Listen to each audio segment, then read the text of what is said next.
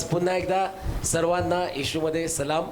खरोखर सर्वांना happy Christmas. कारण येशूचा जन्मोत्सव आपण आज साजरा करत आहोत आणि तो आनंद प्रत्येकाच्या जीवनामध्ये आहे, कारण येशूने आपल्या प्रत्येकाच्या अंतःकरणामध्ये जन्म घेतलेला आहे. Praise the Lord.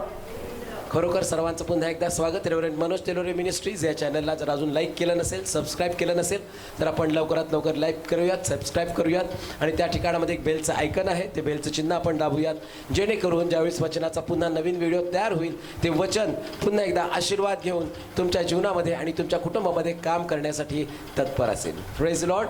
आणि आज आपण अधिक वेळ घेणार नाही. आज परमेश्वर आज नाताळच्या निमित्तानं काय म्हणणार आहे हे ऐकण्यासाठी सगळ्यांचेच कान आणि अंतःकरण उत्सुक आहे. त्यावेळेस आपण स्वागत करूयात रेव्हरंड मनोज तेलोरे यांचं जोरदार टाळ्या. आपला सगळ्यात मोठा सोहळा अजूनपर्यंत जगाच्या इतिहासामध्ये जे घडलं नाही ते येशू ख्रिस्ताच्या द्वारे घडलं. कोणता मनुष्य मानव, कोणता देव मानव रूप धारण करून या जगामध्ये आला नाही. कोणता देव? ते मानव वेगवेगळ्या प्रकारचं रूप धारण केलं आणि त्यानं जन्माला येताना एका सिनेमामध्ये तुम्ही नेहमी डायलॉग असतो पहा, जगात जेव्हा पाप वाढतं तेव्हा पाप्याचा नाश करण्यासाठी देवाला जन्म घ्यावा लागतो. परंतु पहिला देव तो म्हणतो या जगामध्ये मी पाप्यांचा नाश करण्यासाठी नाही तर त्यांचं तारण करण्यासाठी आले. म्हणून म्हटलं जगातला सगळ्यात मोठा इव्हेंट, सगळ्यात मोठा सोहळा तो येशू ख्रिस्ताचा जन्म. का? याच्यामध्ये आशा आहे. लहानात लहान व्यक्तीला आशा आहे. जगातल्या सगळ्यात टाकाऊ व्यक्तीला, ज्याच्याकडे कुठल्या प्रकारची जगण्याची आशा नाही, त्याला सुद्धा याच्यामध्ये आशा आहे. प्रिया, अनेक वर्ष नाताळाचा संदेश आपण ऐकत आहोत. अनेक वर्ष, मला वाटतं कमीत कमी हा माझा वर्षातला म्हणजे आतापर्यंतचा 25वा नाताळाचा संदेश असेल. ठीक आहे, 25 वर्ष जर झाले तर 25वा हा नाताळाचा संदेश आहे. मग या नाताळाच्या संदेशामध्ये आम्ही एकच ऐकलं, येशूचा जन्म झाला, येशूचा जन्म झाला, येशूचा जन्म झाला. पण झाला कशासाठी ते पण जाणून घ्यायला पाहिजे ना. आणि आज जे देवाच्या वचनामध्ये येशू ख्रिस्ताला या जगामध्ये जन्म घेण्यासाठी जागा का मिळाली नाही, हा सगळ्यात मोठा प्रश्न. का त्याला जागा, गव्हाणीमध्ये त्याने जन्म घेतला, जागा का त्याला मिळाली नाही? मोशेच्या जन्माच्या वेळेस मोशेचा जन्म झाला, या मोशेला देवानं राजवाड्यामध्ये पाठवलं, राजवाड्यामध्ये. मग येशूला तो पाठवू शकला नसता का? बायबल सांगतं राजाचं मन पाटाच्या पाण्याप्रमाणे वाहायला लावण्याची ताकद त्याच्यामध्ये आहे. राजाचं मन बदलू शकतो. मग लोकांचं मन त्या दिवशी का कठीण झालं? फार मोठा प्रश्न आहे बरं का. का लोकांनी त्याच्यासाठी द्वार उघडलं नाही? का द्वार उघडलं नाही?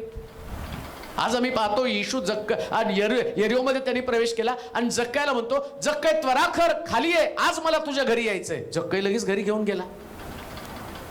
येशूला घरी घेऊन जाण्यासाठी लोकांची चढाओढ झाली होती. मग जन्माच्या वेळेस अशी का परिस्थिती बदलली? का? येशूचा जन्म गायच्या गोठ्यामध्ये झाला. मग त्याला जन्म घ्यायचा नेमका कुठं जन्म घ्यायचा होता खरा? कुठं त्यांनी जन्म घ्यावा? कोणतं ठिकाण? एक वचन वाचू, गलती करायचं पत्र. देवाची इच्छा येशूच्या जन्मासंबंधानं काय होती वाचूया. गलती करायचं पत्र 4था अध्याय 3 पासून 7 पर्यंतची वचनं. तसे आपणही बाळ होतो तेव्हा जगातील प्राथमिक शिक्षणाच्या दास्यात होतो. जगातील प्राथमिक शिक्षणाच्या दास्यत्वामध्ये होतो. परंतु काळाची पूर्णता झाली तेव्हा, काळाची पूर्तता झाली तेव्हा देवाने आपल्या पुत्राला पाठवले. देवानं आपल्या पुत्राला पाठवलं. तो स्त्रीपासून जन्मलेला, तो स्त्रीपासून जन्मलेला, नियमशास्त्राधीन असा जन्मलेला असा होता. जन्मलेला असा होता. यात उद्देश हा होता की, यात आता उद्देश सांगितला पहा. यात उद्देश हा होता की जे नियमशास्त्राधीन होते त्यास त्याने खंडणी भरून सोडवावे आणि आपल्याला पुत्राचा हक्क मिळावा. तुम्ही पुत्र आहात म्हणून देवानं आबा बाप्पा अशी हाक मारणाऱ्या आपल्या पुत्राच्या आत्म्याला तुमच्या आमच्या अंतःकरणात पाठवले आहे. तुमच्या आमच्या अंतःकरणात. कुठं?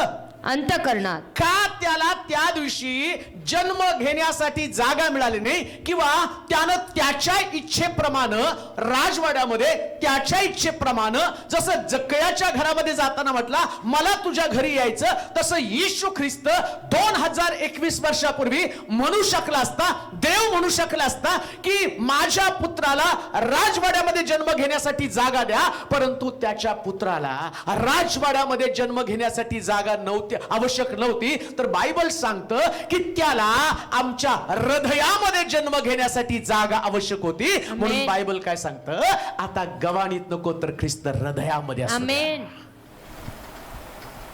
हृदयामध्ये ख्रिस्त असू द्या.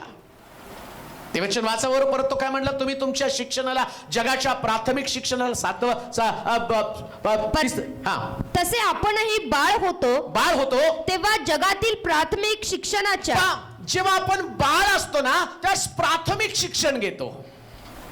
लहान असल्यावर प्राथमिक शिक्षण. कोणतं प्राथमिक शिक्षण? बाळ असल्यावर 25 तारखेला नाताळ. आम्हाला लहानपणी शिकवलंय.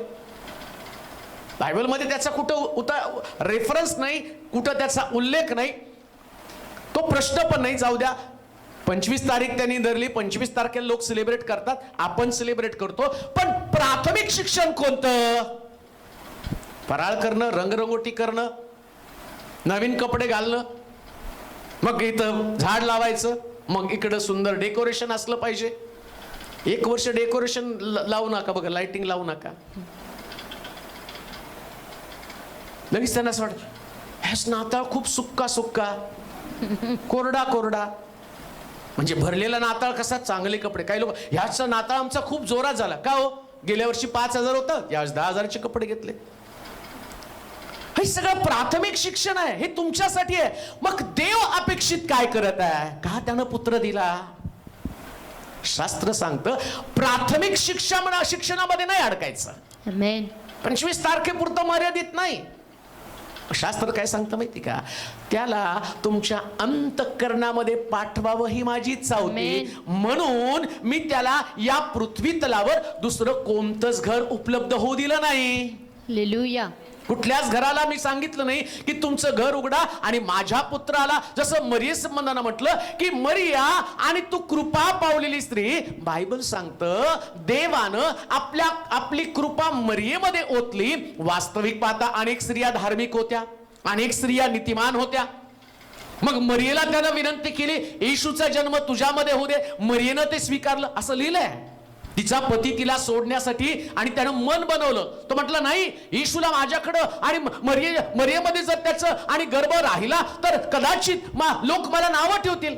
म्हणजे ते स्वीकारणं एवढं सोपं नव्हतं, पण देवानं सांगितलं, मरियेनं ते स्वीकारलं. म्हणजे देव सगळी परिस्थिती बदलू शकतो. मग त्या दिवशी त्यानं कोणाचं तरी अंतःकरण बदललं नसतं का? एवढं नाकारलं जाणं, एवढी बदनामी होत असताना मरियेनं येशूला आपल्या उदरामध्ये स्वीकारलं. मग कोणत्या घरानं स्वीकारलं नसतं का? पण देवाला कुठल्या घरात नव्हे, तर देवाला प्रत्येकाच्या हृदयात जन्म घेण्यासाठी पुत्र देणं गरजेचं होतं. म्हणून पवित्र शास्त्र काय सांगतं? आता प्राथमिक शिक्षणाकडे दुर्लक्ष करा.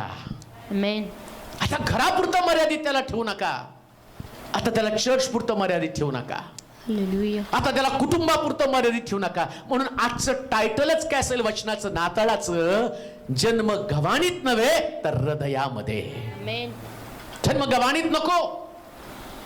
देवाची इच्छा मुळीच नव्हती त्यानं कुठल्या घरामध्ये जन्म घ्यावा, कोणत्या श्रीमंत व्यक्तीच्या घरामध्ये नाही. बायबल सांगतं त्याची इच्छा होती की आम्ही या ठिकाणामध्ये या ख्रिस्ताला आपल्या हृदयामध्ये घ्यावं. आमेन. हृदयामध्ये घेतल्यावर काय नेमकं होणार आहे? वाचा त्या वचनामध्ये पुढे वाचा. गलतीकराचं पत्र 4 अध्याय 3 पासून वाचा परत. तसे आपणही बाळ होतो तेव्हा जगातील प्राथमिक शिक्षणाच्या दास्यात होतो. जर आम्ही लहान आहोत, बाळ आहोत ना, तर आम्ही फक्त गुलामगिरीतच अडकणार आहोत. ती गुलामगिरी आहे. पण लहान लेकराला स्वतःचं मत नसतं, नाही का? दुकानात गेल्यावर त्याला विचारता का, बाळा तुला कोणते कपडे घ्यायचे? आणि त्याला जर विचारलं तर त्याची सगळी निवडच वेगळी असते, नाही का? शेंड्या काहीतरी वेगळं एकदम असं असं बघतो की त्याला बघितल्यावर तुम्हाला वाटेल हा जोकर दिसणार आहे त्याच्यामध्ये. मग तुम्ही काय करता, त्याला सक्ती करता, हे घे, तुम्ही त्याला घ्यायला लावता आणि तो घालतो ते, आणि घालून सगळीकडे मिरवतो, कारण ते बाळ आहे. आम्हाला पण आमच्या वाडवडिलांनी हेच दिलेलं आहे. 25 तारखेचं विशेष प्रकारची देणगी ते काय, कॅरल सिंगिंग आहे. घराघरामध्ये जाऊन गाणे गायला पाहिजे, तिथं आलं पाहिजे, ख्रिस्त आला आला आणि आनंद झाला. मी असं म्हणत नाही की हे काही करायला आवश्यक नाही, हे सगळं करा, ते तुमच्या आनंदासाठी. पण देव यामध्ये आणि त्या पुत्राला कुठंच पाहत नाही. त्याला पुत्राला पाहत असताना खरा नाताळ, खरा आनंद कशामध्ये, तो म्हणतो जो व्यक्ती ख्रिस्ताला आपल्या अंतःकरणामध्ये घेईल ना, तो खरा नाताळ असणार आहे. मग ती 25 तारीख नसेल, ज्या दिवशी तुमचं तारण होतं, ज्या दिवशी ख्रिस्ताचा आवाज तुम्ही ऐकता, दरवाजावरची दस्तक तुम्ही ऐकता आणि येशू आतमध्ये येतो ना, तो खरा दिवस आहे. आमेन. बाकीचे दिवस गौण आहेत. ते तुमचं परिवर्तनासाठी अत्यावश्यक असणारी गोष्ट आहे. देवाची अपेक्षा त्याच्या लोकांकडनं काय, खरा नाता केव्हा सुरुवात होतो, ज्या दिवशी तुम्ही पुत्राला आपल्या अंतःकरणामध्ये घेता. आता पुत्राला अंतःकरणात घेत असताना काय लिहिले, पुढे वाचा बरं.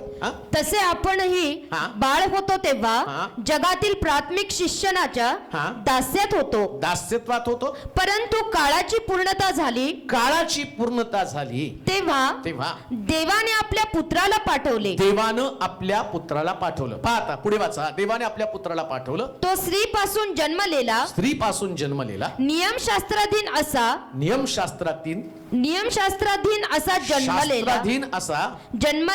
जन्मलेला असा होता. यात उद्देश हा होता की, काय उद्देश होता, जे नियमशास्त्राधीन होते त्यास त्यानं खंडणी भरून सोडवावे आणि आपल्याला पुत्राचा हक्क मिळावा. तुम्ही पुत्र आहात म्हणून देवानं आबा बाप्पा अशी हाक मारणाऱ्या आपल्या पुत्राच्या आत्म्याला तुमच्या आमच्या अंतःकरणात, कुठं पाठवलं, अंतःकरणात, पुत्राच्या आत्म्याला तुमच्या आमच्या अंतःकरणात पाठवले आहे. म्हणून तो आतापासून गुलाम नाही, तर पुत्र आहेस आणि पुत्र आहेस तर देवाच्या द्वारे वारिसही आहे. आमेन. बायबल सांगतं की त्यानं आम्ही देवाचे पुत्र व्हावे याच्यासाठी या पुत्राला अंतःकरणामध्ये पाठवलं. तर समजून घ्या थोडस, ख्रिस्ताचा या जगामध्ये येण्याचा उद्देश काय होता माहिती का. देवानं या जगामध्ये येशूला पाठवण्याचा उद्देश काय होता, किंवा नाताळ जो आम्ही सेलिब्रेट करत आहोत, नाताळ जो उत्साह आम्ही साजरा करत आहोत, तो गवारीत पण नकोय, कोणाच्या घरामध्ये पण नकोय, कुठल्या चर्चमध्ये पण नकोय. मग कुठं पाठवायचं, अंतःकरणामध्ये. अंतःकरणात का पाठवायचं, कारण तुमच्यामध्ये जो आत्मा आहे, नीट ऐका, माझ्यामध्ये जो आत्मा आहे, तो माझ्यातला आत्मा माझ्या इच्छेप्रमाणे चालतो. माझा आत्मा नाही का, आम्ही म्हणतो ना, माझ्या आत्म्याला माझ्या खूप त्रास दिला, माझ्या आत्म्याला, मग आम्ही म्हणतो माझा आत्मा तुला शाप देत आहे, माझा आत्मा रडला, माझा आत्मा तडफडला. सगळ्या भावना या आत्म्यामध्ये, आणि तुमच्या आत्म्याला काय वाटतं माहिती का, नेहमी ज्या देवाच्या वचनामध्ये नसलेल्या गोष्टी त्या तुम्हाला आवडत असतात.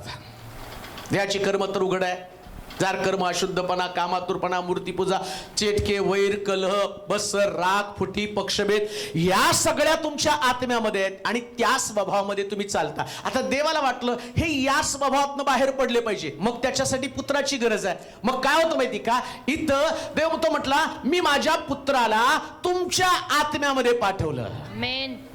तुमच्या आत्म्यामध्ये पाठवलं म्हणजे काय होतं माहिती का, तुमच्या आत्म्याला हा पुत्राचा आत्मा शिकवायला लागतो. आमेन.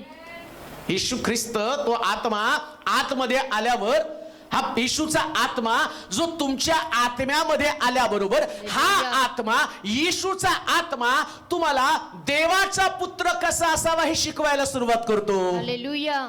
2000 वर्षापूर्वी त्यांनी दाखवलं. म्हणून तो म्हटला जो कोणी माझा शिष्य हो पाहतो त्यानं आत्मनिग्रह करून माझा वधस्तंभ, आपला वधस्तंभ घेऊन माझ्या मागे यावं. मी वधस्तंभ घेतला, तुम्हाला पण वधस्तंभ घ्यावा लागेल. हालेलुया. स्वनाकार तुम्हाला करावा लागेल. येशूनं स्वतःचा नाकार केला, तुम्हाला स्वतःचा नाकार करावा लागेल. ख्रिस्त जर तुमच्या हृदयामध्ये आला, गव्हाणीत आलेला ख्रिस्त फक्त तुम्हाला आनंद देतो, तो तुम्हाला बाळ म्हणून आवडतो. मग तिथं थैल्या उघडल्या, मग तिथं आम्ही पाहतो की धनगराने मेंढरा अर्पण केली. अर्पणापुरतं धनगरानं मेंढरा अर्पणापुरतं, ज्ञानी लोकांनी सोनं उदगंधरस अर्पण केलं, आणि जे दिसतं ना आम्हाला ते फक्त अर्पण. मग पुष्कळ वेळेला लोकांना वाटतं नाताळ म्हणजे दानधर्म केला पाहिजे. खरा चांगली गोष्ट आहे. नाताळ म्हणजे लोकांना फराळ दिलं पाहिजे, चांगली गोष्ट आहे. परंतु काय खरंच हाच उद्देश होता का त्याचा? आत्मिक जीवनाच्या बाबतीत काय, स्पिरिच्युअल लाईफच्या बाबतीत काय, देव अपेक्षा काय करत आहे? पुत्राला तुमच्या हृदयामध्ये यायला पाहिजे. आणि पुत्र एकदा हृदयामध्ये आला तर पुत्र तुमच्यासाठी परफेक्ट रोल मॉडेल आहे. हालेलुया. Perfect role model. अशा स्वरूपाचा देवाचा पुत्र असावं. तुम्ही पण त्याला आप्पा बाप्पा हाक मारावी. पण ती हाक मारत असताना जसा ख्रिस्त तसं तुम्हाला बनणं आवश्यक आहे. आणि एक गोष्ट ध्यानात ठेवा, एकदा ख्रिस्त अंतःकरणात आला. नीट ऐका बरं का, फार सुंदर आहे, मला इतकं आवडलं. मी त्याच्याविषयी अभ्यास करत होतो ना, मी म्हटलं हे लोकांना जर कळलं ना तर लोक बदलतील, मंडळ्या बदलतील. आणि देवाची स्तुती असो, या दिवसामध्ये खूप लोक बदलत आहेत, हालेलुया. मंडळ्या बदलत आहे. जिथं पण जातो तिथून एकदा मीटिंग झाली की लोकांमध्ये पुष्कळ बदल होत आहे. एक फार मोठं लोक म्हणायला लागलेत, संजीवन आलं आमच्यामध्ये. मग काय त्यांना शिकवत आहे? या नियमशास्त्रातला ख्रिस्त मी समजावून सांगत आहे. जर तो समजला, परिवर्तनाला सुरुवात होती प्रिया. आणि जगाला परिवर्तनाची गरज आहे, कुटुंबाला परिवर्तनाची गरज आहे, लोकांचे विचार बदलले जाणं गरजेचं आहे, त्यांच्यामधल्या स्वभावामध्ये फरक पडणं गरजेचं आहे. मग काय घडणार आहे? जसा पुत्र अंतःकरणामध्ये येतो, येशू ख्रिस्त आठवतं ना तुम्हाला, यरुशलेमेत त्याने प्रवेश केला. बदस्तमी जाण्याच्या अगोदर पहिल्यांदा तो मंदिरात गेला.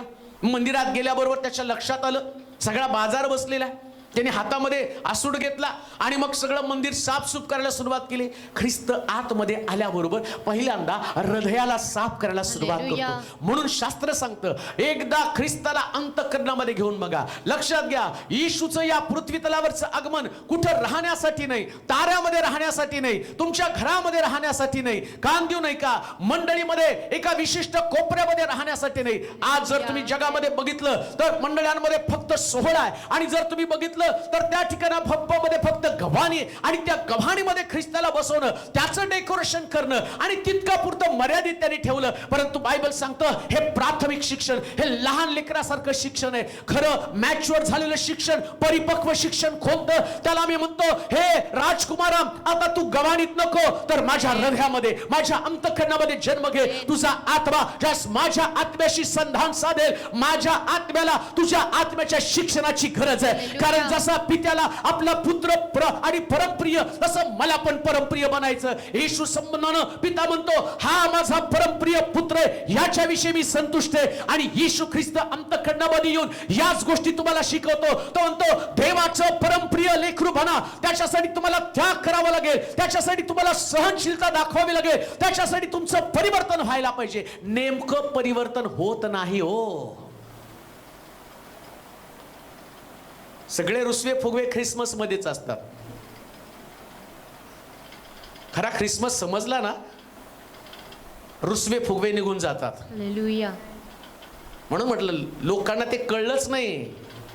एक्झॅक्टली येशूचा जन्मच त्यांना कळलेला नाहीये.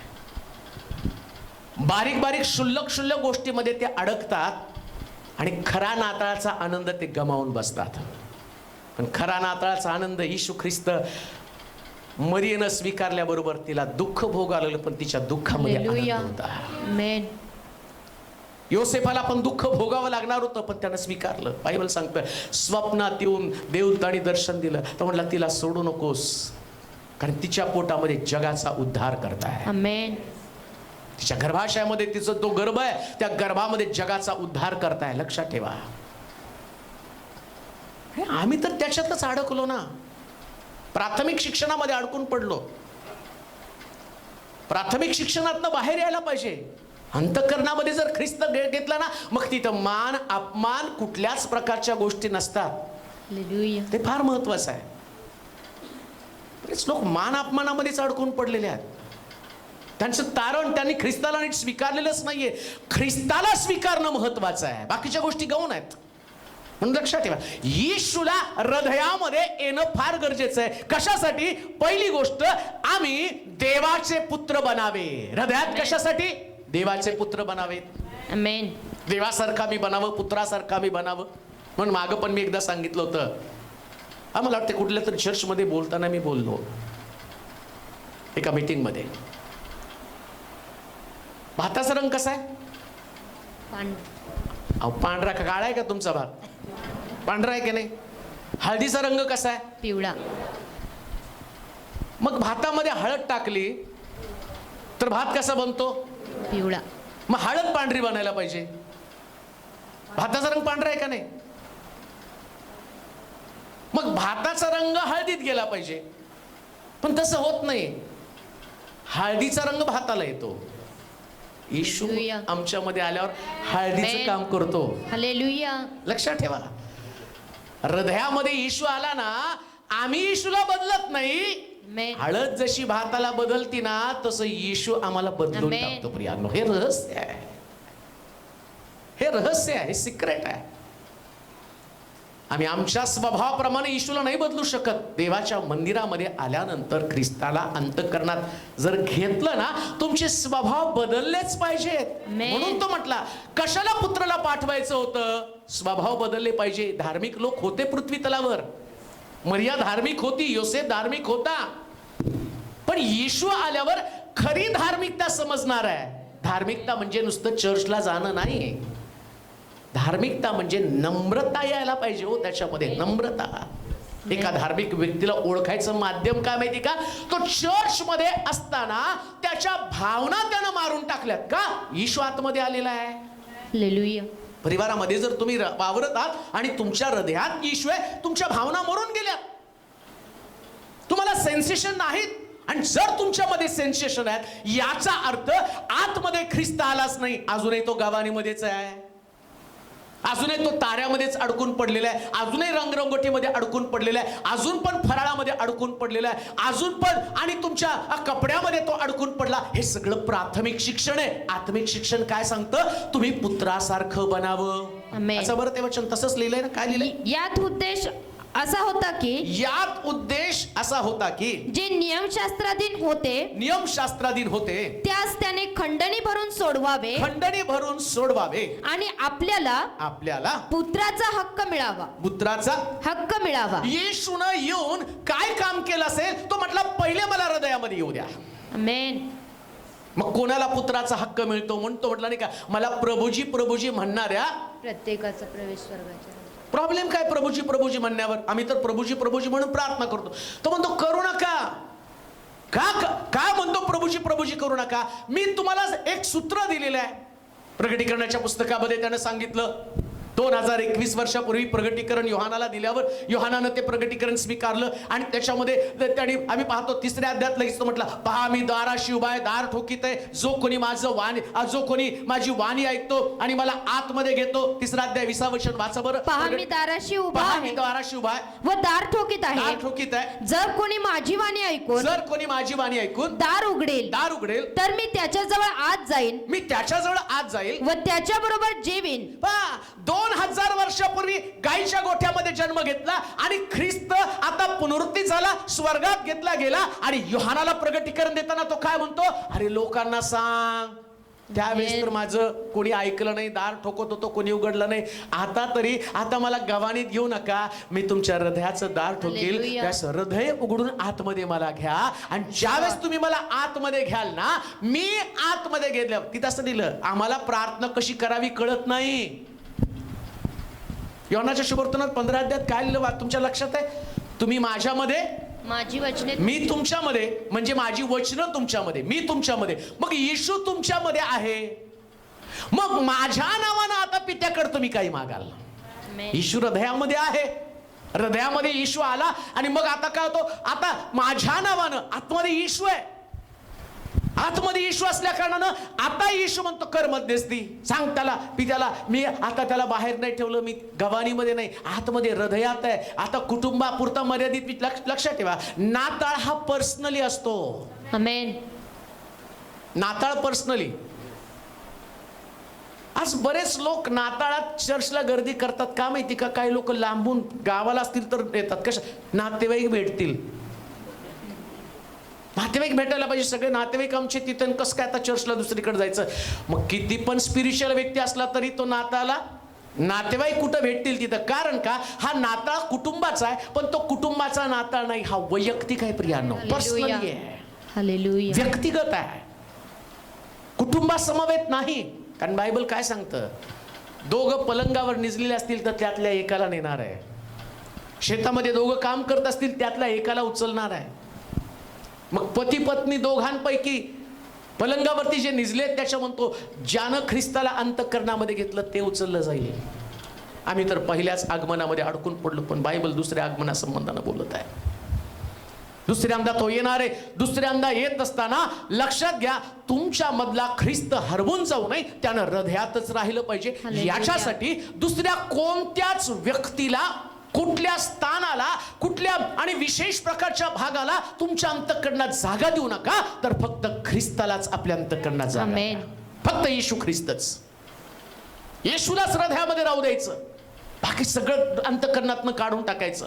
हालेलुया. कोणा व्यक्तीवर देवापेक्षा जास्त प्रेम करू नका, येशूपेक्षा जास्त प्रेम करू नका. मग तुम्हाला नाताळ समजलेला आहे, मग तुम्हाला खरा नाताळ समजलेला आहे. आमेन. मग एकदा काय ख्रिस्त तुमच्या अंतःकरणामध्ये, जो प्रगटीकरणाच्या पुस्तकामध्ये 2000 वर्षापासून म्हणतो, अरे मी दाराशी उभा आहे. वर्षानुवर्ष लोकांनी त्याला आतमध्ये घेतलंच नाही ना. त्याला 25 तारखेला गवाणीत बसवलं आणि 25 तारखेनंतर गवाणी मोडली. येशू पण गेला आणि पुन्हा दुसऱ्या वर्षी त्याला गवानीत ठेवावं लागतं, पुन्हा त्याला ताऱ्यामध्ये बसवावं लागतं. हे वर्षानुवर्ष चाललंय. पण येशू म्हणतो, आता तिथं नको, हृदयामध्ये मला घ्या. आमेन. आणि हृदयामध्ये जर येशू आतमध्ये आला ना, तर आतमध्ये आल्याबरोबर जसं आम्ही पाहतो की पहा मी द्वाराशी उभा आहे, द्वार ठोकीत आहे. आता आतमध्ये घेतल्यावर काय होतं? वाचा लुकाचं शुभवर्तमान 19 अध्याय 5 पासून 9 पर्यंतची वचनं. हा,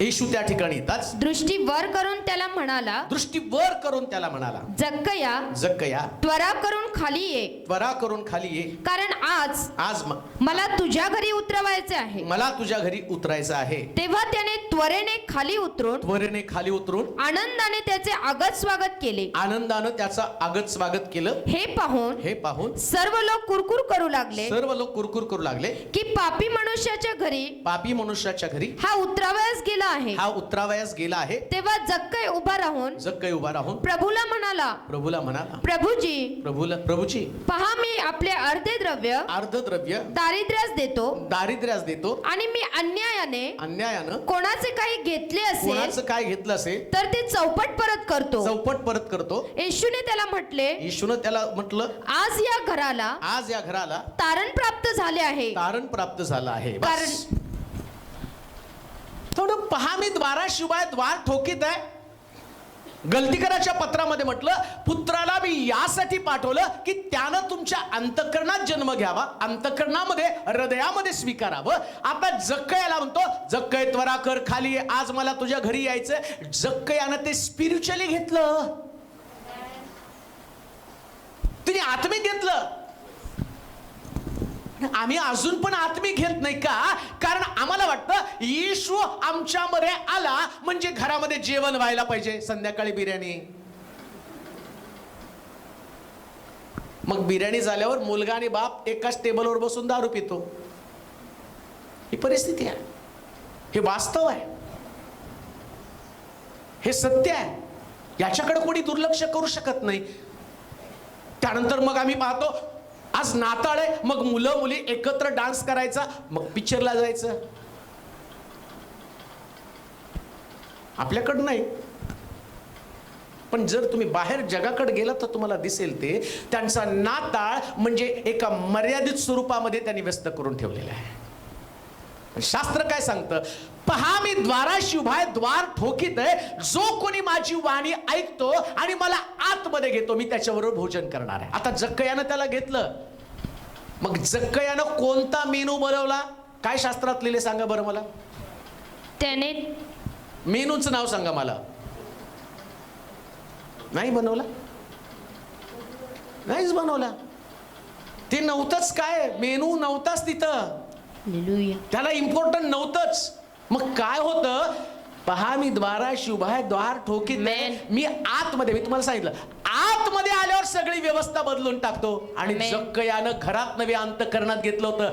अंतकरणात गेल्यावर ते आत येशू टोचायला लागला. कुणाचं घेतलंय, याचं फसवलं, त्याचं फसवलं, याच्याकडनं पैसे जमा केले, त्याच्याकडनं पैसे जमा केले. जक्कय येशूला आतमध्ये घेतल्याबरोबर ती टोचणी त्याला लागली आणि जक्कय आता ओकायला सुरुवात केली. लक्षात ठेवा, हृदयात येशू आला, अंतकरणात येशू आला तर आतमधली सगळी व्यवस्था उद्ध्वस्त करून टाकतो. म्हणून तो बायबल सांगतो, तो म्हणतो मी या पृथ्वी तलावर शांती प्रस्थापित करण्यासाठी आलो असं समजू नका, तर मी आग लावायला आलेलो आहे. आता ती आग जक्कयाच्या अंतःकरणामध्ये लागली, आग पेटली. जक्कयाला कळालं आतमध्ये जे आहे ते भस्म व्हायला सुरुवात झाली. आतमध्ये लालूच आहे, आतमध्ये सगळ्या प्रकारचा लोभ आहे. आणि आता येशू तिथं आला आणि आतमध्ये भांडण सुरू झाली. आणि शास्त्र सांगतं, तो म्हणतो मी आणि आलो ते शांती प्रस्थापित करण्यासाठी, सांगू नका शांतीचा अधिपती असं का म्हणतो, मी शांती प्रस्थापित करण्यासाठी आलो असं समजू नका. तो म्हणतो मी शांती भंग करण्यासाठी आलो. आता कशी शांती भंग होणार आहे,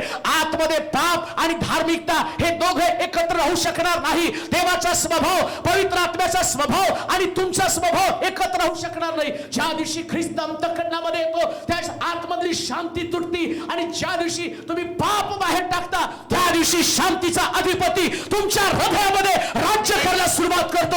आणि त्यानंतर जी पीस, जी शांती असती ती जगातल्या शांतीसारखी नसती. आणि त्याच्यानंतर तुम्हाला कोणत्याच गोष्टीची गरज लागत नाही. तुम्हाला कळतं माझ्याकडे येशू आहे, माझ्याकडे येशू आहे. म्हणून जक्कय म्हणतो आता मला द्रव्याची गरज नाही, अर्धद्रव्य गरीबाला देऊन टाकतो. कोणाचं कुभांडानं घेतलं चौपट परत करून टाकतो. का? कारण ख्रिस्त कुटुंबात नव्हे तर हृदयामध्ये होता. आणि मग तो म्हटला मी आलो चोर येतो चोरी घात व नाश करण्यासाठी, पण मी आलो ते तुला जीवन देण्यासाठी. आता खरा जक्कयाला मसीहा भेटला. तो म्हटलं आज या घराण्याला तारण प्राप्त झालं, आज या घराण्याला तारण प्राप्त झालं.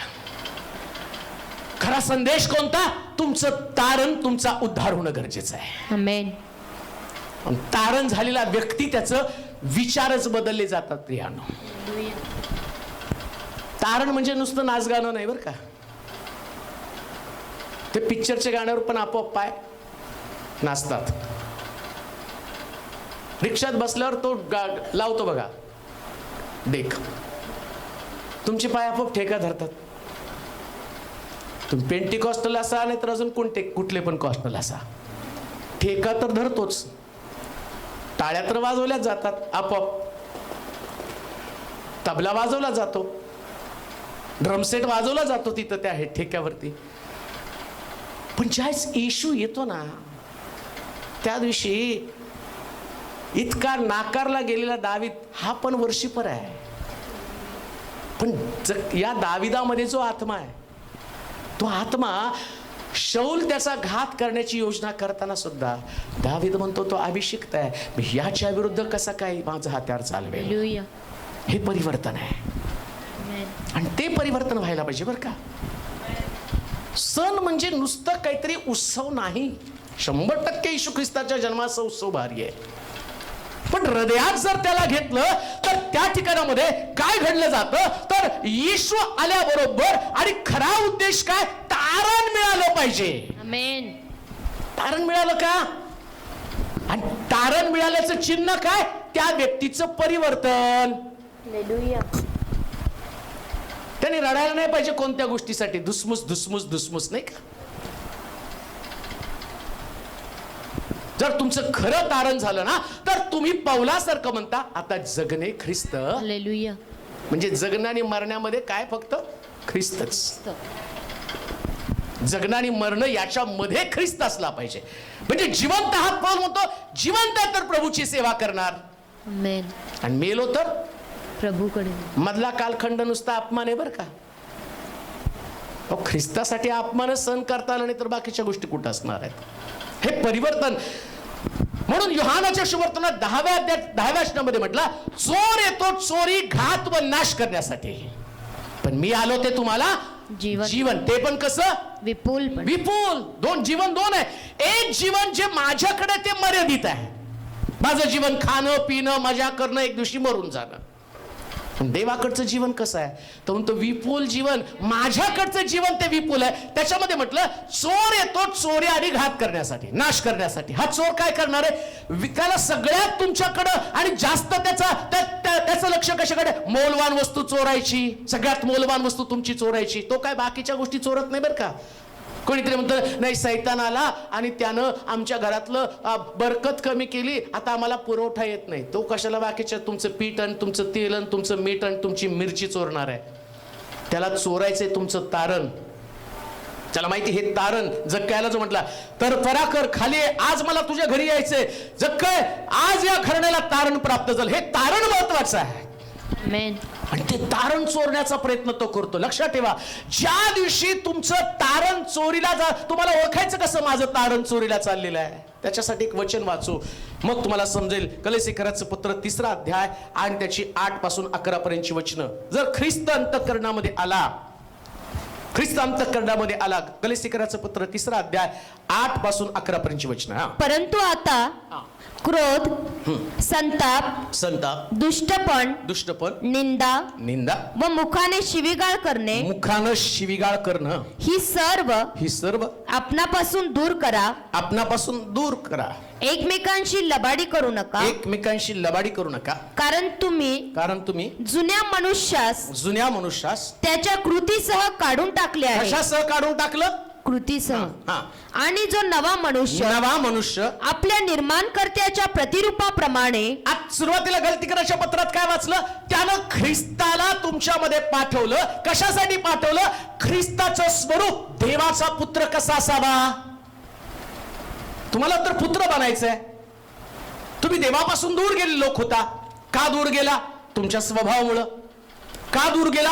तुमचे जी पसंत आहे, तुमची जी आवड आहे, याच्यामुळे तुम्ही देवापासून दूर गेला. आता ख्रिस्तानं तुम्हाला सांगितलं अशा प्रकारचा नवा मनुष्य असावा. येशूला काय यावं लागेल त्याचं एक कारण अजून तुम्हाला सांगतो बरं का. येशू म्हटला मार्ग, सत्य आणि जीवन मीच. आदामाला एदेन बागेत फळ खाशील त्यावेळेस देवानं काय आज्ञा दिली? ज्या दिवशी तू फळ खाशील त्या दिवशी खास मरशी, म्हणजे तुझ्यातलं जीवन निघून जाईल. आता मानवाला जीवन तर पाहिजे, मग येशू आल्याशिवाय जीवन पण येणार नाही. यानं फळ खाल्ल्यावर याच्यातलं जीवन निघून गेला. आता देवाला वाटलं मला परत यांच्यामध्ये जीवन पाठवायला पाहिजे. येते का लक्षात? मग येशू येऊन काय म्हटला? मार्ग, सत्य आणि जीवन मीच आहे. माझ्याद्वारे आल्या वाचून कोणी जीवनाकडे जाऊ शकतच नाही. कोणी जीवनाकडे जाऊ शकत नाही. तुम्ही फळ खाल्लं, जीवन तुमच्यातनं निघून गेलं. पण आता तुमच्यात परत जीवन यायला पाहिजे, तर तुम्ही फळ खाल्ल्यामुळे जीवन गेलं. मग येशू म्हणतो नाही का, ही भाकर माझं शरीर समजून तुम्ही खा. फळ आहे. हालेलुया. नाही का, ही भाकर आहे. प्रभोजनाचा मेस तुमच्या समोर असतो. तो म्हणतो भाकर खाल, याच्यामध्ये जीवन आहे. मग त्याच्यात तो म्हणतो नाही का, जो कोणी अयोग्य प्रकारे खाईल तर तो आपणावर मरण ओढावून घेईल. पण ऐका, हे बायबल कसं एकमेकाशी लिंक आहे. आणि ख्रिस्ताच्या जन्मासंबंधानं काय तुमच्यामध्ये बदल होतो ते मला तुम्हाला सांगायचं. तो म्हटलं येशूला मी तुमच्यामध्ये पाठवलं तो अंतःकरणामध्ये घेण्यासाठी. आणि अंतःकरणामध्ये जर ख्रिस्त आला तर जीवन तुमच्यामध्ये आलं. पण जीवन तुमच्यामध्ये आल्यावर मरण तर बाहेर गेलं पाहिजे. मरण म्हणजे दुसरा आदाम, पहिला आदाम आहे ज्यानं मरण जगामध्ये आणलं, आणि तो आदाम गेला पाहिजे. तो म्हणून म्हटलं तुमच्यातला जुना मनुष्य, जो जुना मनुष्य त्याच्या कृतीसह काढून टाकले आहे. आणि जो नवा मनुष्य आपल्या निर्माणकर्त्याच्या प्रतिरूपाप्रमाणे पूर्ण ज्ञानात नवा केला जात आहे. त्याला तुम्ही धारण केले आहे. क्रोध, संताप, असं बरं एकमेकांशी लबाडी करू नका. परंतु आता क्रोध, संताप, दुष्टपण, निंदा व मुखाने शिवीगाळ करणे ही सर्व आपणापासून दूर करा. आता येशू आल्याबरोबर हा जुना मनुष्य हे सगळं आतमध्ये घेऊन बसलाय. बोचक नाही का, नाताळात आम्ही पहिले घरातले बोचके जमा करतो. कधी कधी खूप झाले तर थांबा ना, आता 15 तारखेला घर साफच करायचं ना, मग हे सगळे एकत्र बांधून माळ्यावर टाकून देऊ, पुढच्या वर्षी परत खाली काढू. प्रॉब्लेम तोच आहे, ही सगळी बोचकी बांधूनच ठेवली.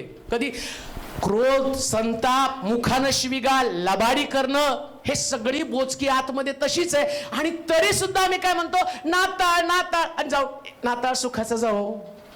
आतलं बोचक्याचं काय, आतमधला संताप, क्रोध, काय काय लिहिलं? क्रोध, संताप, दुष्टपण, निंदा व मुखाने शिवीगाळ करणे. क्रोध, कित्येक वेळा हा क्रोध घेऊन तसाच चाललोय. तो म्हणतो येशूला आतमध्ये घे, क्रोध बाहेर जाईल. कसा क्रोध येईल तुम्हाला, कसा क्रोध येईल? आणि क्रोध आहे ना, याचं कारण तुमच्यात येशू नाही म्हणून तुम्हाला क्रोध आहे. एवढं त्याला शिव्या दिल्या, त्याला नाकारलं. येशू ख्रिस्त असं लिहिलंय, तो पेत्रला म्हटला तुम्हाला 3दा नाकारशील, कोंबडा अडवेल. त्यावेळेस नुसतं नाकारलं आणि त्याने येशूला 3दा शिव्या दिल्या.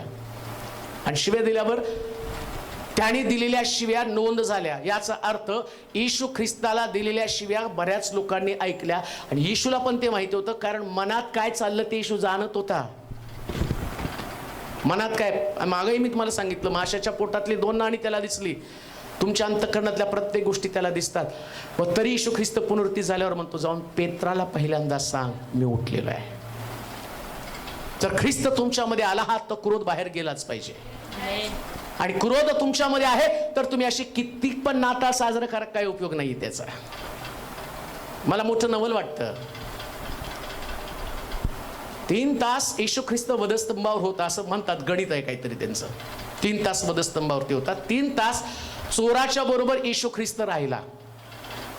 3 तासात चोर बदलला. 2021 वर्ष झाले ख्रिस्त आमच्यामध्ये आहेत, मंडळीमध्ये आहेत. 2021 वर्ष ख्रिस्ताच्या या नाताळासंबंधीची घोषणा केली जातात, पण लोक बदलत नाहीत. मग मुख्य भाग काय त्याच्यामध्ये, लोकांचं परिवर्तन, त्यांचं हृदय बदलणं. त्या गोष्टीकडे दुर्लक्ष केलं. 3 तासात चोर बदलतो, मग आम्ही का बदलत नाही? त्यांना आम्हाला खरा नाताळ कळलेलाच नाहीये. खरा नाताळ ज्या दिवशी कळतो ना, त्या हृदयाची साफसफाई आणि घडली जाते. आणि त्याच्यामध्ये फक्त येशूच महत्वाचा असतो. लक्षात ठेवा, हे तुमचं मन जे आहे ना, तुम्ही स्वतःला सिक्युअर करू नका.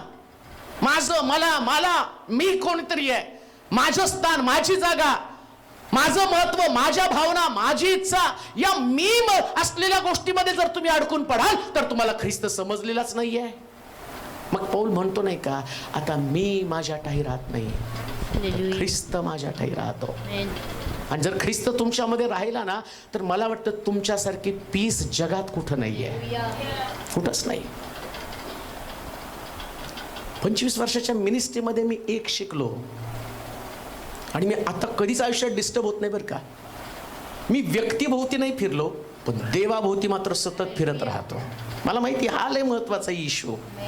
लोक येतील आणि जातील, पण जो म्हणतो ना मी युगाच्या समाप्तीपर्यंत तुझ्या बरोबर आहे, समाप्तीपर्यंत, शेवटपर्यंत तुमच्या बरोबर आहे. हे काळ होता की त्यास मी व्यक्तीवरती फार प्रेम करायचो. मला वाटतं ही व्यक्ती, ती व्यक्ती. पण आता कळालं, जीवनामध्ये सगळ्यात महत्वाचा देव येशू ख्रिस्त आहे. जर त्याच्याशी तुम्ही जडले जाल ना, मग तुम्ही कधी डिस्टर्ब होणार नाही. आणि एकदा तुम्ही त्याला महत्व दिलं ना, मग तुम्ही तुमच्या रागाला कशाला महत्व द्याल? तो दुष्टपण नेमकं काय हो? बायबल सांगतो तो काईन त्या दुष्टाच्या स्वभावासारखा होता. कोण दुष्ट आहे? लुसिफर. मग या लुसिफरचं दुष्टपण कोणतं जे कायनामध्ये आलं? प्रॉब्लेम काय होता कायनाचा? हाबेलाचं अर्पण मान्य केलं, माझं अर्पण मान्य नाही केलं. हे माझं जे आहे ना, हे सगळ्यात दुष्टपण आहे. माझ्यावरती फोकस, मी जगामध्ये महत्वाचा, मी परिवारामध्ये महत्वाचा, मी मंडळीमध्ये महत्वाचा आहे. आणि जस्ट मी स्वतः, हे माझं, मी माझ्याभोवती फिरत राहतो ना, हे एक दुष्टपण आहे. आणि ज्यास आम्ही या दुष्टपणामध्ये अडकतो, त्यास ख्रिस्त आमच्यातनं बाहेर केव्हाच गेलेला असतो प्रियांनो. तो नसतो कधी आतमध्ये, तो कधीच आतमध्ये राहत नाही.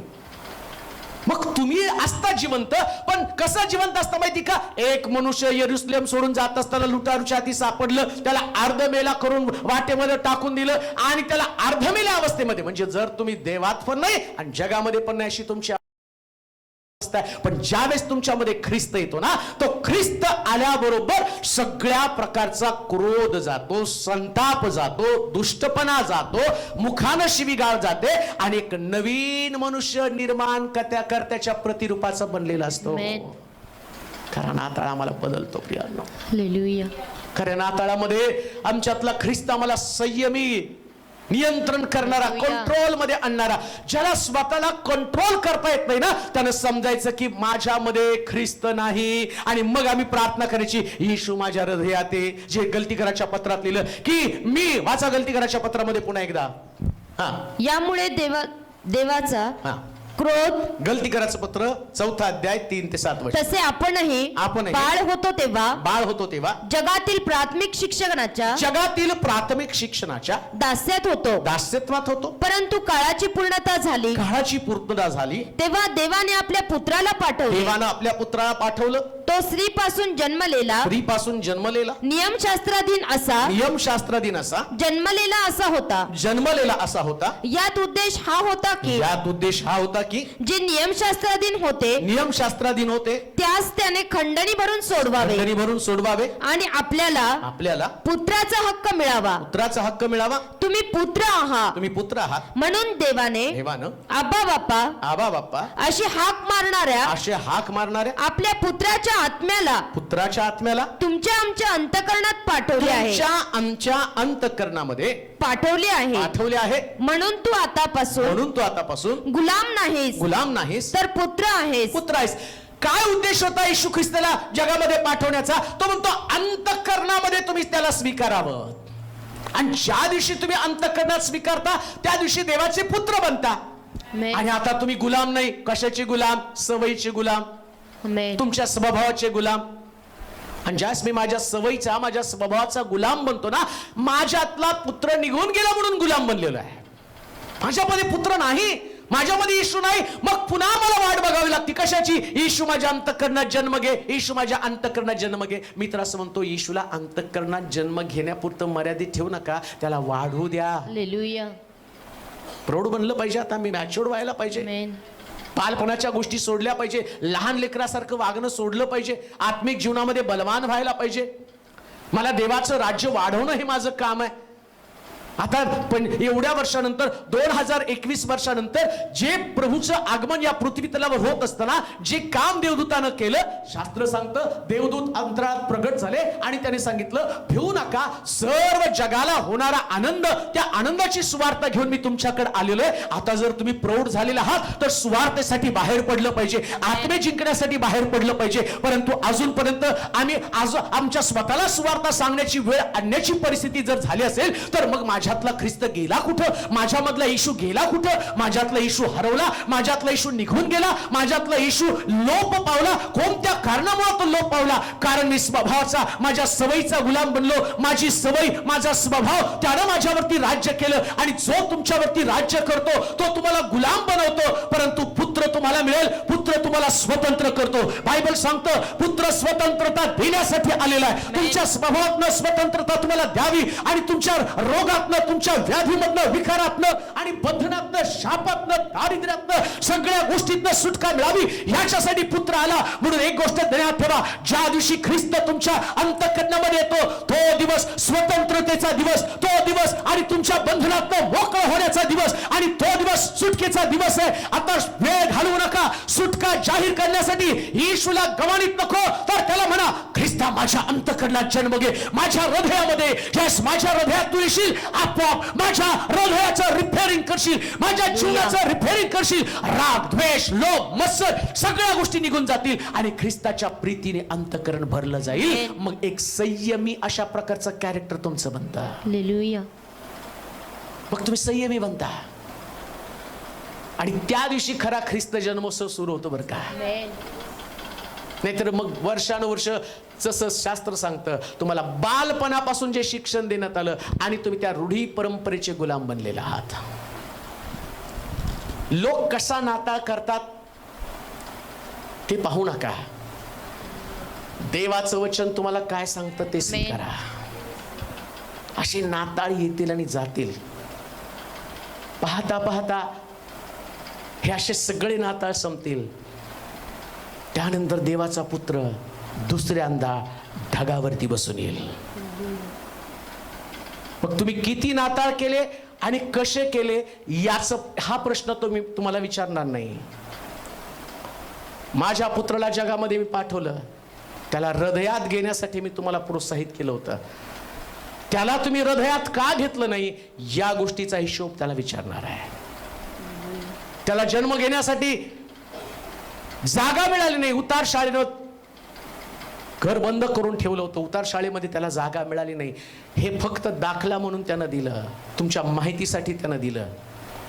परंतु एक गोष्ट ध्यानात ठेवा, जर ख्रिस्त अंतःकरणात नसेल, नीट आहे का, तर स्वर्गाचं दार तुमच्यासाठी कायम बंद राहणार आहे. ते कोणीच उघडू शकणार नाही. आणि ख्रिस्त जर तुमच्या हृदयामध्ये आला ना, पुन्हा मी तुम्हाला सांगतो, तुम्ही चर्च मध्ये आहात, तुम्ही आराधना करता, तुम्ही उपासना करता, याच्यावरून ख्रिस्त तुमच्यामध्ये आहे असं कधीच नसणार आहे. पण तो ख्रिस्त तुमच्यामध्ये आल्यावर, हृदयामध्ये तो आला, तर बायबल सांगतं जुना मनुष्य बाहेर जातो, का तर नवीन मनुष्य आतमध्ये येतो असलेली. वाचता बरं कलेसिकराचं पत्र एंड करू आपण तिथं. 3 अध्याय 8 पासून 11 पर्यंत वचन. नवं वचन वाचा. एकमेकांशी लबाडी करू नका. नऊ वचन. कारण तुम्ही जुन्या मनुष्यास त्याच्या कृतीसह काढून टाकले आहे. जुन्या मनुष्यास कृतीसह काढून टाकले आहे. आणि जो नवा मनुष्य आपल्या निर्माणकर्त्याच्या प्रतिरूपाप्रमाणे पूर्ण ज्ञानात नवा केला जात आहे. तो जुना मनुष्य बाहेर गेला. आमेन. आदाम बाहेर गेला. आदामाचं वैशिष्ट्य काय? आदाम हा त्या ठिकाणामध्ये बागेमध्ये त्याचा मोह जागा झाला. ती त्याची पत्नी त्याला सांगते, फळ किती सुंदर आहे, खा. मी खाल्लं, मला काही नाही झालं. आज लोक तुम्हाला हे सांगतील, नाही पाप केल्यानं काय होत नाही, आम्ही केलं, तुम्ही पण करा. बागेतलं तर बाहेर जावं लागतं ना. कसं देव बागेमध्ये ठेवेल? जुना मनुष्य, तुमच्या सवयीचा गुलाम झालेला मनुष्य, देवाची समक्षता असताना सुद्धा, नीट आहे का, देव त्यांना भेटायला येत असताना सुद्धा हा मनुष्य पाप करत होता. प्रॉब्लेम तोच आहे. चर्चमध्ये सुद्धा देव आम्हाला भेटायला येत असताना किती लोक देवाच्या बाबतीत गंभीर आहे, किती लोक देवाच्या बाबतीत गंभीर आहे, किती लोक देवाच्या बाबतीत सिन्सिअर आहे. किती लोकांना असं वाटतं की प्रभू मला पाहतो, आणि ज्या दिवशी प्रभू मला पाहतो ही भावना येते ना, त्या दिवशी आम्ही पाहतो की मोशे पर्वताजवळ जाताना तो घाबरलेल्या अवस्थेमध्ये होता. लोकांना सांगितलं, हात जोडून विनंती करतो, कोणी येऊ नका पर्वताच्या जवळ, याल. मी त्या देवाला पाहिलं, त्याचं दर्शन घेतलं आणि पर्वतावर गेलतो. त्यावेळेस जळतं झुडूप मी पाहिलं, झुडूप जळत होतं. जळण्याचा अनुभव मला त्या ठिकाणामध्ये होता. आणि त्या जागेवरती देव बोलताना भूमी थरथर कापत होती. साधा देव नाही, इतका अलौकिक अद्भुत अशा प्रकारचा देव आहे. हे मोशेनं पाहिलं आणि तो लोकांना सांगत होता. प्रियानो, त्याचा परिणाम लोकांमध्ये बदल होत गेलेला आहे. चूक त्या ठिकाणामध्ये कुठलीच खपवून घेतली जात नव्हती. आम्ही पाहतो की आरोनाच्या मुलानं, फिनहासनं हातामध्ये बर्ची घेतली, ज्या पुरुषानं ती स्त्री आणली होती आणि त्याला बर्चीनं त्याला वरपासून खालपर्यंत त्याने फाडलं. का? तो देवाविषयी ईर्ष्यावान झाला होता. त्याला कळलं काय महत्व आहे त्याचं. ज्या दिवशी तुमच्यातला नवा मनुष्य आतमध्ये येतो ना, जुना मनुष्य फाडून टाकला पाहिजे, काढून टाकला पाहिजे. या जुन्या मनुष्याला बाहेर काढलंच पाहिजे. जुन्या मनुष्य घेऊन किती दिवस जगणार आहात? अजून एक गोष्ट मला सांगतो, जुना मनुष्य तुमच्यात असेल तर हा नवा मनुष्य तुमच्या अंतःकरणात कधीच येऊ शकणार नाही, कधीच येणार नाही प्रिया. मग तो दरवर्षी गवाणीत असणार आहे. दरवर्षी तो तुम्हाला ताऱ्यामध्ये दिसेल, दरवर्षी तो तुम्हाला फराळात दिसेल, दरवर्षी रंगरंगोटीमध्ये दिसेल, दरवर्षी तो तुम्हाला कपड्यामध्ये, दरवर्षी तुम्हाला सजवण्यामध्ये दिसेल. पण ज्यास ख्रिस्त आतमध्ये येतो ना, त्यास तो तुम्हाला बाहेरून सजवत नाही, आतून सजवतो. आणि आतमध्ये जर त्यांनी साफसफाई सुरुवात केली ना, इतकी सुंदर साफसफाई होती ना. असं लिहिलंय तिथं, आतमधलं कडू पण काय काय लिहिलं वाचावं, कशी त्याची साफसफाई आहे.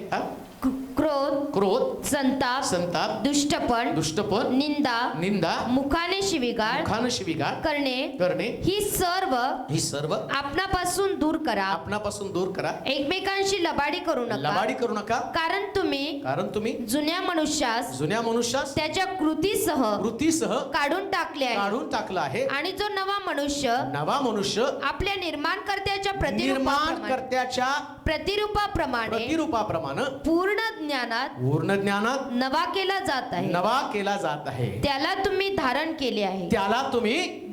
म्हणजेच त्याला तुम्ही आतमध्ये घेतलेलं आहे. आमेन. कोणाचं नाताळ आहे खरा? वचनाप्रमाणे ज्याने ख्रिस्ताला आतमध्ये घेतलेलं आहे. बाहेरून नको, बाहेरून ख्रिस्ती दाखवू नका. बऱ्याच ठिकाणी गेल्यावर मी सांगतो किती भारी माझा संदेश आहे, याच्यावर माझं विश्लेषण करू नका. हे जे दिसतं ना, हे मी वाचतो, हे मी लिहून आणतो आणि हे तुमच्या समोर मांडतो, याच्यावर पण माझा स्वर्ग नाही अवलंबून. किती आत्म्यांना सुवार्ता सांगितली, किती लोक पाहतात. जवळजवळ 16 लाख लोक त्यांनी आतापर्यंत आपले व्हिडिओज बघितले. 16 लाख लोक. एवढे लोक, याच्यामध्ये काय माझं भूषण असणार आहे का? तो म्हणतो अरे मी गाढवाकडनं मला ज्ञान सांगितलेले, ते तुझं भूषण नाही, मला मात्र इथंच पाहावं लागणार आहे. याच्याप्रमाणे तू वागत आहे का, वर्तन करत आहे का? याच्याप्रमाणे तुझं जीवन शुद्ध आहे का, पवित्र आहे का? लक्षात ठेवा, याच्या बाहेरचं जीवन कधी जगू नका. रोज स्वतःला तपासा देवाच्या वचनानुसार. कुठं कमी राहू नका. दिवस थोडके राहिलेत, अंतिम दिवसामध्ये आम्ही लास्ट मोमेंट, शेवटची घटका. माहित नाही अजून करोना किती लोकांना संपवणार आहे, किती लोक नाश पावणार आहेत, किती लोकांचा अंत होईल, किती परिवार, किती मंडळांचे पालक आणि किती सेवक लोक उद्ध्वस्त होतील, किती लोक मरतील याची गणती नाही. पण हे जग सोडून जाण्यापूर्वी सगळ्यात महत्वाची गोष्ट, ख्रिस्ताला मी हृदयामध्ये घेतलं आहे का? ख्रिस्ता बरोबर मरणं. म्हणून म्हटलं जो कोणी ख्रिस्तामध्ये मरतो तो धन्य म्हटलेला आहे. जो ख्रिस्तामध्ये मरतो तो धन्य. कारण जसा ख्रिस्त पुनरुत्थीत झाला तसं एक दिवशी त्याच्या बरोबर आम्ही उठलं जाणार आहोत. बरं झालं, बरेच वर्ष आम्ही नाताळ याच्यावरती आणि पुष्कळ उपदेश झाले, पुष्कळ गोष्टी आणि बोलल्या गेल्या. परंतु आता खरं परिवर्तन करणारा नाताळ, खरा परिवर्तन करणारा ख्रिस्ताचा जन्म, जो आमचं अंतःकरण, आमचं हृदय बदलणारा, आमचे विचार बदलणारा असावा. म्हणून लक्षात ठेवा, एक व्यक्तीच्या अंतःकरणामध्ये येतो ना, त्याच्या विचाराचं परिवर्तन होतं. ज्याच्या विचाराचं परिवर्तन झालं नाही त्याचा नाताळच नाही, आणि तो व्यक्ती कधी सुद्धा देवाच्या समक्षतेमध्ये, देवाच्या जवळ येऊ शकत नाही. पुत्र होण्याचा अधिकार त्याला मिळू शकत नाही. देवानं एवढा सुंदर ख्रिस्ताला पाठवून आम्हाला पुत्र होण्यासाठी मार्गदर्शन केलं, तर पुत्र होण्यासाठी आपल्या स्वतःची तयारी करू आणि ख्रिस्ताला म्हणू, प्रभू आता इथून पुढे इकडं तिकडं नको, कुठंच नको, फक्त माझ्या हृदयामध्ये मी तुला स्वीकारत आहे. हृदयामध्ये त्याला स्वीकारा. नक्कीच प्रभू तुम्हाला आशीर्वादित केल्याशिवाय राहणार नाही. आपले डोळे यावेळेस आपण बंद करू, आपल्या जागेवरती आपण उभं राहूया, आपल्या माना आपण लावूया, आपली मस्तक आपण झुकवूया. देवाचं वचन आपल्याकडे आलेलं आहे. थोडंसं आपण आपल्या जीवनाचा विचार करू. अनेक वर्ष आम्ही सणामध्ये अडकून पडलो होतो, परंतु येशू ख्रिस्ताचं पृथ्वी तलावरचं आगमन आम्हाला कधी समजलं नाही. परंतु आज जर खऱ्या रीतीनं ख्रिस्ताचं आगमन समजलं असेल तर पहिल्यांदा त्याला हृदयामध्ये घेऊया, आतमध्ये घेऊया त्याला आतमध्ये. जुना मनुष्य आतमध्ये, त्याला बाहेर काढू, त्याला धक्के मारून बाहेर काढू, त्याला सांगू माझ्यामध्ये तुला राहण्याचा अधिकार नाही, कारण माझं जीवन ख्रिस्तासाठी समर्पित आहे. हे सर्व समर्थ देवा, तुझे आभार मानतो, तुझी स्तुती करतो प्रभूची. कोणत्या कारणानं तुझा पुत्र तू जगामध्ये पाठवलं हे आम्ही नेहमीच दुर्लक्ष करत आलेलो आहे. जे हजारो लोक तुझं वचन यूट्यूबच्या माध्यमातनं, फेसबुकच्या माध्यमातनं, त्याचप्रमाणे वेगवेगळ्या मीडियाच्या माध्यमातून ऐकत आहे प्रभूजी, आज घराघरामध्ये पोहोचू दे. ख्रिस्त गव्हाणीत नको तर हृदयामध्ये आवश्यक आहे. गव्हाणीचा ख्रिस्त 2021 वर्ष आम्ही तसं सेलिब्रेट करत आहोत. परंतु प्रकटीकरणाच्या पुस्तकामध्ये जे सांगितलं योहानाला, योहाना लिहून ठेव, पहा मी द्वाराशी उभा आहे, द्वार ठोकीत आहे. जो कोणी माझी वाणी ऐकेल आपलं अंतकरण उघडेल, मी त्याच्याबरोबर आतमध्ये येईल. आज पुष्कळांच्या अंतकरणाचं द्वार तू ठोकत आहेस. जे ऐकत आहेत प्रभूजी त्या सगळ्यांचं अंतकरण आज उघडलं जाऊ दे, परिवर्तन होऊ दे, त्यांचं जीवन, विचार, स्वभाव सगळं बदललं जाऊ दे.